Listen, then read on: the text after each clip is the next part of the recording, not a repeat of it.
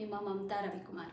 ಪ್ರತಿದಿನ ಬೆಳಗ್ಗೆ ಎದ್ದಿದ ತಕ್ಷಣ ಹೆಣ್ಮಕ್ಳಿಗೆ ಕಾಡುವಂಥ ಮೊದಲನೇ ಪ್ರಶ್ನೆ ಏನಪ್ಪ ಅಂತ ಹೇಳಿದ್ರೆ, ಇವತ್ತಿನ ದಿನ ಏನಪ್ಪ ತಿಂಡಿ ಮಾಡೋದು ಅಂತ ಹೇಳಿ. ಸೊ ಈ ಪ್ರಶ್ನೆ ಎಲ್ಲ ಹೆಣ್ಮಕ್ಳಲ್ಲಿಯೂ ಕೂಡ ಮೂಡೋ ಅಂಥ ಪ್ರಶ್ನೆನೇ. ಸೊ ಎಲ್ಲರಿಗೂ, ಮಕ್ಕಳಿಗೂ ಇಷ್ಟ ಆಗಬೇಕು, ದೊಡ್ಡವ್ರಿಗೂ ಇಷ್ಟ ಆಗಬೇಕು, ಹೆಲ್ತಿಯಾಗೂ ಇರಬೇಕು. ಈ ಥರ ಬ್ರೇಕ್ಫಾಸ್ಟನ್ನು ಡೈಲಿ ಮಾಡೋದು ತುಂಬಾ ಕಷ್ಟ. ಅದಕ್ಕೋಸ್ಕರ ನಾನು ಇವತ್ತು ನಿಮಗೋಸ್ಕರ ತೋರಿಸ್ತಾ ಇದ್ದೀನಿ ಮೊಳಕೆ ಕಾಳಿಂದ ಮಾಡಿದಂತಹ, ಮೊಳಕೆ ಕಟ್ಟಿದ ಹೆಸರು ಕಾಳಿಂದ ಮಾಡಿದಂತಹ ಬನ್ ದೋಸೆ ಹಾಗೂ ಪಡ್ಡು. ಸೊ ಇದರ ಬೆನಿಫಿಟ್ಸ್ ಏನಪ್ಪ ಅಂತ ತಿಳ್ಕೊಳ್ಳೋದಾದರೆ, ಇದು protein rich. First of all ಇದು ಪ್ರೋಟೀನ್ ರಿಚ್ ಇರೋದ್ರಿಂದ, ಪ್ರೋಟೀನ್ ರಿಚ್ ಹೇಗೆ ಅಂತ ಹೇಳಿದ್ರೆ, ಇವು ನಾವು ಹೆಸರು ಕಾಳನ್ನು ನೆನೆಸಿ ಉಪಯೋಗಿಸೋದಕ್ಕಿಂತ ಅದನ್ನು ಮೊಳಕೆ ಕಟ್ಟಿ ಉಪಯೋಗಿಸೋದ್ರಿಂದ ಅದರಲ್ಲಿರ್ತಕ್ಕಂತಹ ನ್ಯೂಟ್ರಿಷನ್ 30% ಇನ್ಕ್ರೀಸ್ ಆಗುತ್ತೆ. ಸೊ ಈ ಒಂದು ಮೊಳಕೆ ಕಾಳಲ್ಲಿ ಏನಿರುತ್ತೆ ಅಂದರೆ ಫೈಬರ್ ಕಂಟೆಂಟ್ ತುಂಬಾ ಯಥೇಚ್ಛವಾಗಿರುತ್ತೆ. ಸೊ ಆದ್ದರಿಂದ ಇದು ಕಾನ್ಸ್ಟಿಪೇಷನ್ಗೂ ಕೂಡ ತುಂಬ ಒಳ್ಳೆಯದಾಗುತ್ತೆ. ಹಾಗೆಯೇ ಇದು ಪ್ರೋಟೀನ್ ರಿಚ್ ಇರೋದ್ರಿಂದ ನಿಮ್ಮ ಡೈಜೆಷನ್ ಆಗಿರ್ಬೋದು, ಹಾಗೆ ಶುಗರ್ ಕಂಟ್ರೋಲ್ ಆಗಿರ್ಬೋದು, ಹಾಗೆ ಸ್ಕಿನ್ ಹಾಗೂ ಹೇರಿಗೆ ಇದು ತುಂಬಾ ಕೆಲಸವನ್ನು ಮಾಡುತ್ತೆ. ಸೊ ಇದರಿಂದ ಪ್ರೋಟೀನ್ ರಿಚ್ ಆಗಿರೋದ್ರಿಂದ ಮಕ್ಕಳಿಗೂ ಕೂಡ ಇದು ತುಂಬಾ ಒಳ್ಳೆಯದು. ಹಾಗೆ ಮನೇಲಿ ಯಾರಾದರೂ ವಯಸ್ಸಾಗಿರೋವಂಥವ್ರು, ಶುಗರು, BP ಪೇಷಂಟ್ಸ್ ಇದ್ದರೆ ಅವರು ಕೂಡ ವಿತೌಟ್ ಗಿಲ್ಟ್ ಇದನ್ನು ಸೇವನೆ ಮಾಡಬಹುದು. ಯಾಕಂದರೆ ಯೂಶ್ವಲಿ ನಾವು ಪಡ್ಡು ಮತ್ತು ದೋಸೆನ ಅಕ್ಕಿಯಿಂದ ಮಾಡ್ತಾ ಇರ್ತೀವಿ. ಬಟ್ ಇದನ್ನು ನಾವು ಮಾಡ್ತಾ ಇರೋದು, ನಾನಿವತ್ತು ತೋರಿಸ್ತಕ್ಕಂತಹ ಒಂದು ದೋಸೆ ಆಗಿರ್ಬೋದು, ಪಡ್ಡಾಗಿರ್ಬೋದು, ಇದು ಮೊಳಕೆ ಕಾಳಿಂದ ಆಗಿರೋದ್ರಿಂದ ಇದನ್ನು ಫರ್ಮೆಂಟೇಷನ್ ಮಾಡೋ ಅಗತ್ಯ ಕೂಡ ಇಲ್ಲ. ಅಂದರೆ ನೀವು ಇನ್ಸ್ಟೆಂಟ್ ಆಗಿಯೂ ಕೂಡ ಇದನ್ನು ದೋಸೆನ ಮಾಡ್ಕೋಬೋದು ವಿತಿನ್ 5 ಮಿನಿಟ್ಸ್. ನಿಮ್ಮ ಹತ್ರ ಮೊಳಕೆ ಕಾಳು ರೆಡಿ ಇದ್ದರೆ ವಿತಿನ್ 10 ಮಿನಿಟ್ಸಲ್ಲಿ ನಿಮ್ಮ ಮನೇಲಿ ದೋಸೆ ಅಥವಾ ಪಡ್ಡು ರೆಡಿ ಆಗುತ್ತೆ. ಮಕ್ಕಳಿಗೂ ಒಳ್ಳೆಯದು, ದೊಡ್ಡವ್ರಿಗೂ ಒಳ್ಳೆಯದು. ಸೊ ಇದನ್ನು ಹೇಗೆ ಮಾಡೋದು ಅಂತ ಹೇಳ್ಬಿಟ್ಟು ನೋಡ್ಕೊಂಬರೋಣ ಬನ್ನಿ.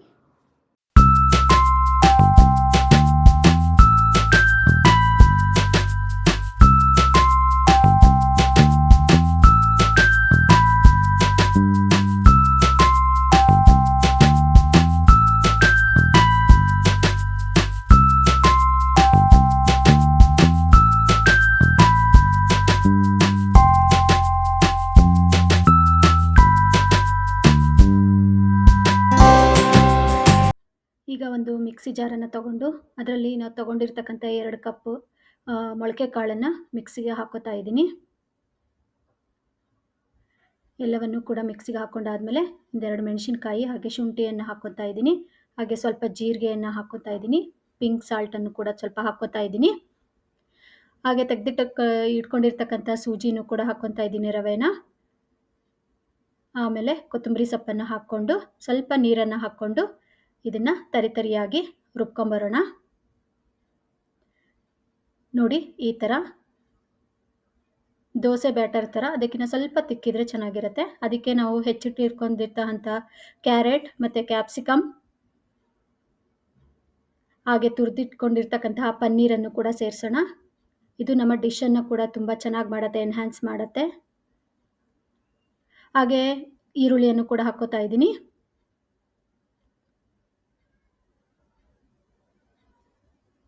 ಅದಾದಮೇಲೆ ಸ್ವಲ್ಪ ಎಳ್ಳನ್ನು ಹಾಕ್ಕೊಳ್ಳೋಣ. ಹಾಗೆ ರುಚಿಗೆ ತಕ್ಕಷ್ಟು ಖಾರದ ಪುಡಿಯನ್ನು ಹಾಕ್ಕೊಂಡು ಸ್ವಲ್ಪ ಬೈಂಡಿಂಗಿಗೆ ಕಡಲೆ ಹಿಟ್ಟನ್ನು ಹಾಕ್ಕೊಳ್ಳೋಣ. ಹಾಗೆ ಸ್ವಲ್ಪ ಬೇಕಿಂಗ್ ಸೋಡಾ ಹಾಕ್ಕೊತಾ ಇದ್ದೀನಿ. ಹಾಗೆ ಒಂದು ಅರ್ಧ ಹೋಳು ಲೆಮನ್ನನ್ನು ಸ್ಕ್ವೀಸ್ ಮಾಡ್ಕೊತಾ ಇದ್ದೀನಿ. ಹೀಗೆ ಹಾಕ್ಕೊಂಡಾಗಿರೋ ಎಲ್ಲ ಪದಾರ್ಥಗಳನ್ನು ಕೂಡ ಚೆನ್ನಾಗಿ ಮಿಕ್ಸ್ ಮಾಡ್ಕೊಳ್ಳೋಣ. ನೋಡಿ, ಈ ಥರ. ಆಮೇಲೆ ಒಂದು ಬಾಣಲೆಯನ್ನು ಇಟ್ಬಿಟ್ಟು ಅದಕ್ಕೆ ಸ್ವಲ್ಪ ಎಣ್ಣೆ ಅಥವಾ ತುಪ್ಪನ ಹಾಕ್ಕೊಳ್ಳಿ. ಆಮೇಲೆ ಅದ್ರ ಮೇಲೆ ಸ್ವಲ್ಪ ಎಳ್ಳನ್ನು ಹಾಕ್ಕೊಂಡು ಒಂದು ಸ್ಪೂನ್ನ ಸಹಾಯದಿಂದ ಬನ್ ದೋಸೆ ಥರ, ಸೆಟ್ ದೋಸೆ ಥರ ಇದನ್ನು ಹಾಕ್ಕೊಂಡು ಮೇಲ್ಗಡೆ ಸ್ವಲ್ಪ ಎಣ್ಣೆಯನ್ನು ಹಾಕ್ಕೊಳ್ಳಿ.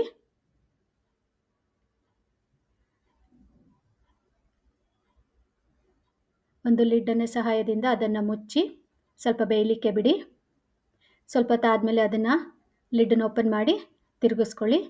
ನೋಡಿ, ರುಚಿಕರವಾದಂತಹ ಬನ್ ದೋಸೆ ರೆಡಿಯಾಗಿದೆ. ನೋಡಿ, ಇದು ನೋಡಲಿಕ್ಕೂ ಕೂಡ ಎಷ್ಟು ಚೆನ್ನಾಗಿದೆ. ತುಂಬಾ ಚೆನ್ನಾಗಿರುವಂತಹ ಪ್ರೋಟೀನ್ ರಿಚ್ ಆಗಿರ್ತಕ್ಕಂತಹ ನಮ್ಮ ಬನ್ ದೋಸೆ ಸವಿಯಲು ಸಿದ್ಧವಾಗಿದೆ.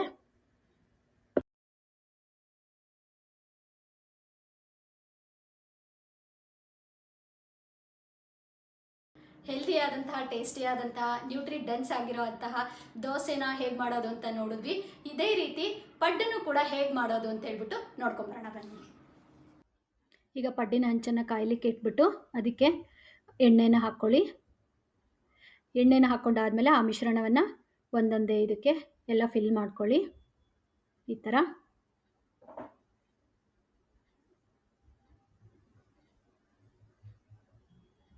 ಇದಾದಮೇಲೆ ಅದ್ರ ಮೇಲ್ಗಡೆ ಸ್ವಲ್ಪ ಎಣ್ಣೆಯನ್ನು ಹಾಕ್ಕೊಳ್ಳಿ. ಹಾಗೆ ಒಂದು ಲಿಡ್ಡಿನ ಸಹಾಯದಿಂದ ಅದನ್ನು ಮುಚ್ಚಿ ಬೇಯಲಿಕ್ಕೆ ಬಿಡಿ. ಉರಿ ಮೀಡಿಯಮ್ ಫ್ಲೇಮಲ್ಲಿರಲಿ.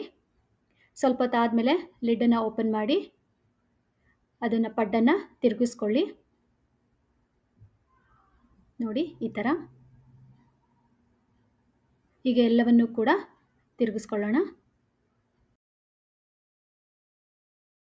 ಪಡ್ಡು ಮತ್ತು ದೋಸೆ ಜೊತೆಗೆ ಸವಿಲಿಕ್ಕೆ ಹೊಸ ಒಂದು ರೆಸಿಪಿನ ಹೇಳ್ಕೊಡ್ತಾ ಇದ್ದೀನಿ. ಅದೇ ಮಯೋನೀಸ್. ಇದು ಮಕ್ಕಳಿಗೆ ತುಂಬಾ ಇಷ್ಟ ಆಗುತ್ತೆ. ಸೊ ಮಾರ್ಕೆಟಿಂದ ತಂದಿರ್ತಕ್ಕಂಥ ಮಯೋನೀಸಲ್ಲಿ ನಮಗೆ ಗೊತ್ತಿರಲ್ಲ ಎಷ್ಟು ಪ್ರಿಸರ್ವೇಟಿವ್ಸ್ ಇರುತ್ತೆ ಅಂತ, ಅದನ್ನು ಹೇಗೆ ಮಾಡಿರ್ತಾರೆ ಅಂತ ನಮಗೆ ಗೊತ್ತಿರಲ್ಲ. ಸೊ ಹಾಗಾಗಿ ಮನೆಯಲ್ಲೇ ಹೆಲ್ದಿ ವೇನಲ್ಲಿ ಯಾವ ಥರ ಮಯೋನೀಸನ್ನು ಮಾಡ್ಬೋದು ಅಂತ ನಾನು ನಿಮಗೆ ತಿಳಿಸ್ಕೊಡ್ತೀನಿ, ಬನ್ನಿ.